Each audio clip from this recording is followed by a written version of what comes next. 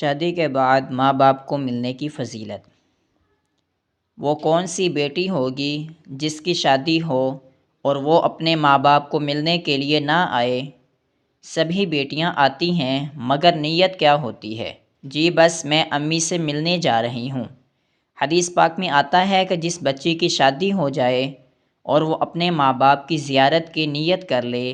کہ میں اپنے ماں باپ سے ملنے جا رہی ہوں، اور خاوند سے اجازت لے کر جائے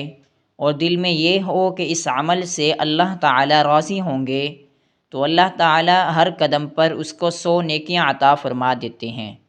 100 گناہ معاف کر دیتے ہیں اور جنت میں 100 درجے بلند کر دیتے ہیں۔ اب بتائیے کہ بیٹی اپنے ماں باپ کی زیارت کے لیے اس نیت سے آ رہی ہے کہ اس عمل سے اللہ تعالیٰ راضی ہوں گے، تو حدیث کا مفہوم ہے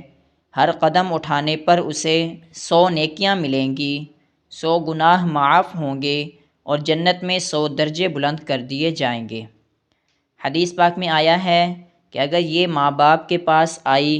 اور ان کے چہرے پر اس نے عقیدت کی نظر ڈالی تو اللہ تعالیٰ ہر نظر ڈالنے پر اس کو ایک حج یا عمرے کا ثواب عطا فرمائیں گے۔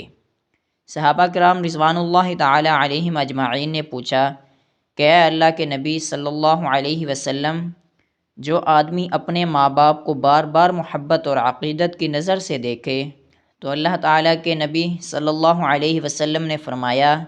جتنی بار دیکھیں گے اتنی بار حج یا عمرے کا ثواب عطا کیا جائے گا۔